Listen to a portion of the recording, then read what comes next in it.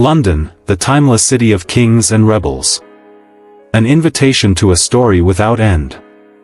Imagine a city where on the same street, you can see the carriages of kings and the rebellion of punk rockers.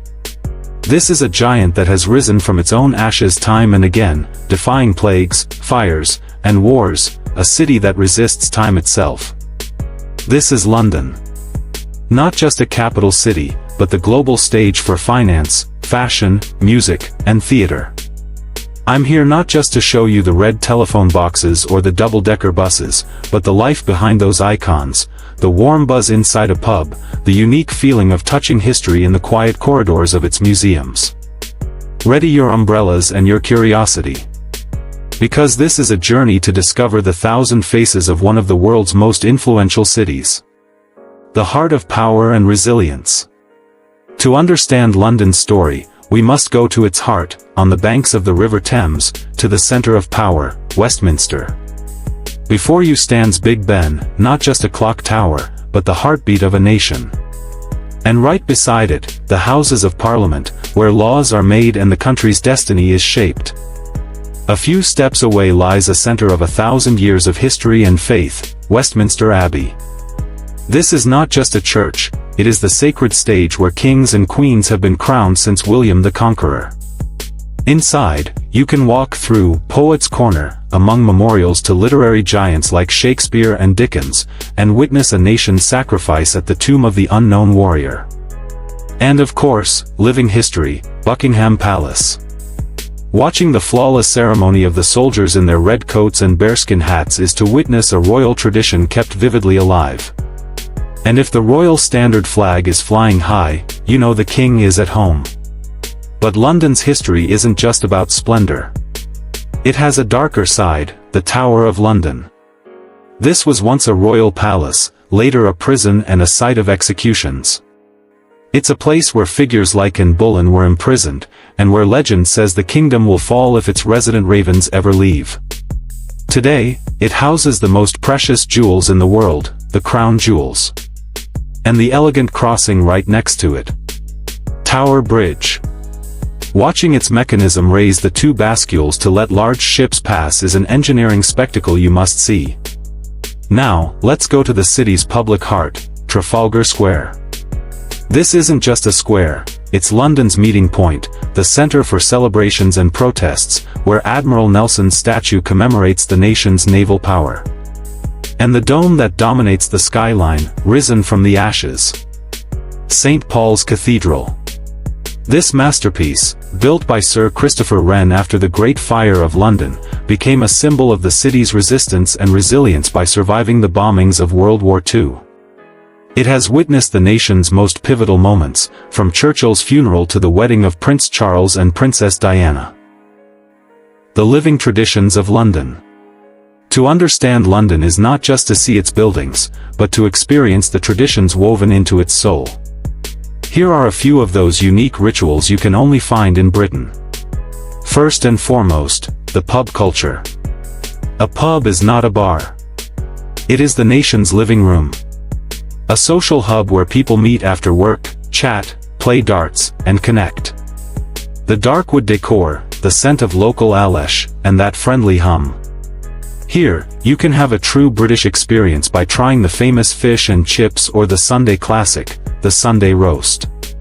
Our second ritual is elegance itself, afternoon tea. This is not just drinking tea. It is a sacred pause in the middle of the day. Tiny finger sandwiches, special cakes called scones, served with the essential clotted cream and jam, and miniature pastries on top.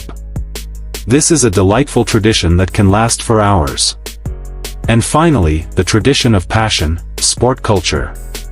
Especially football. To feel the electric atmosphere around a stadium on a Saturday afternoon, to hear the fans singing in unison for their team, this is more than just a game, it's a form of belonging. Or in summer, watching tennis at Wimbledon while eating strawberries and cream. These traditions are part of London's DNA. The crossroads of cultures, the many faces of London. This city, where traditions are deeply rooted, is also one of the most cosmopolitan places on earth. London's true power lies in its ability to embrace these contrasts. Notting Hill, with its pastel-colored houses hunting for antiques at the Portobello Road Market on a Saturday, is the best way to feel the soul of this chic, bohemian neighborhood. But Notting Hill's true energy is unleashed every August with Europe's biggest street festival, the Notting Hill Carnival. Caribbean music, colorful costumes, and dancing, the neighborhood transforms completely. Now to the opposite pole of the city, to the rebellious and creative East London, Shoreditch. With its walls used as canvases, its street art carrying the spirit of Banksy, its vintage shops, and hipster cafes, this is the coolest district in the city. And the temple of alternative culture, Camden Market. This market, where punk, goth, and every subculture coexist, is also a paradise where you can find incredible street food from all over the world. This cultural diversity is most evident in the food. Go to Brick Lane and taste the most authentic curries, from India to Bangladesh. Or enjoy delicious steamed dim sum under the red lanterns of Chinatown. For true food hunters, the destination is Borough Market. Here, you can find the freshest cheeses and meats from all over Britain, and street food from every corner of the globe. A sausage roll or fresh oysters, the choice is yours. Journey through the veins of the city and golden tips. How will your journey to this megacity begin? As one of the world's busiest air traffic hubs, you'll be welcomed by airports like Heathrow and Gatwick. The fastest way to get to the city from Heathrow is the Heathrow Express train. Once you arrive, your true hero will be the world's oldest underground railway system, which Londoners call the Tube. The iconic underground logo and a tube train entering a tunnel. By getting an Oyster card or using a contactless card, you can easily navigate this vast network. But to really feel the city, you must sit at the very front of a red double-decker bus at least once and watch the city go by like a movie. The best times to visit are spring and summer, when the parks are lush and green. But walking down Regent Street, adorned with Christmas lights in winter, has its own special magic.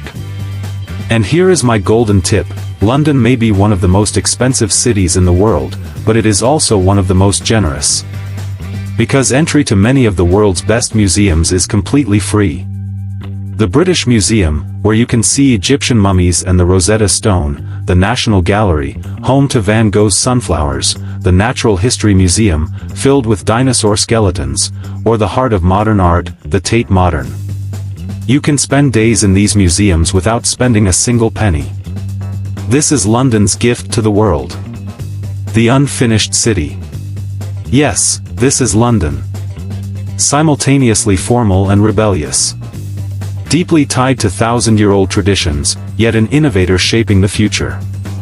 London doesn't just offer you sights to see, it offers you a stance, an identity, and a never-ending energy.